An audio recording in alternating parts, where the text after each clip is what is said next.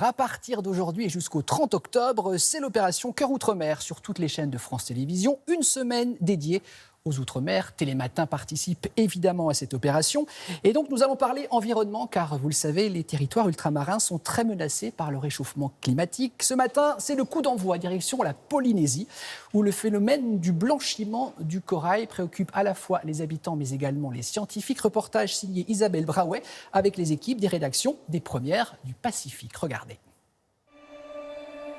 Depuis une trentaine d'années, en Australie, la Grande Barrière de Corail a perdu la moitié de ses coraux. En cause, le réchauffement climatique.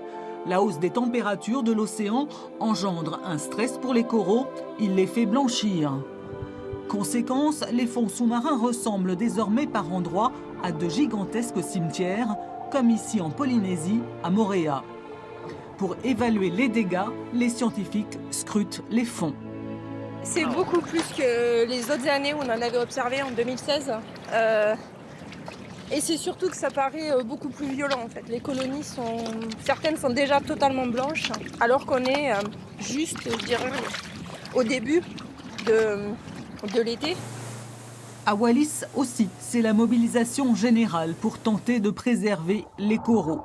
Quand le poumon des océans se meurt, c'est l'ensemble de l'écosystème marin qui est fragilisé.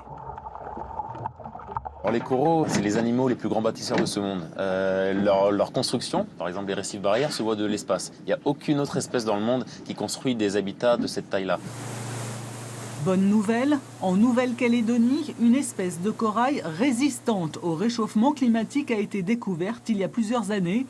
Elle se situe dans la mangrove et prospère même dans l'eau chaude. La question que se posent les chercheurs, s'agit-il d'une acclimatation ponctuelle ou d'une mutation? Les coraux pourraient avoir à leur intérieur l'ADN pour résister à des conditions qu'ils ont peut-être vécues dans le passé. Plantation, bouturage, élevage, toutes les expérimentations sont tentées pour sauver le corail. Les récifs sont fondamentaux à la vie sous-marine. Ils attirent et concentrent plus de 25% des espèces. Voilà, les Outre-mer continueront à être à l'honneur tout au long de la semaine prochaine, donc sur France Télévisions, mais également dans Télématin.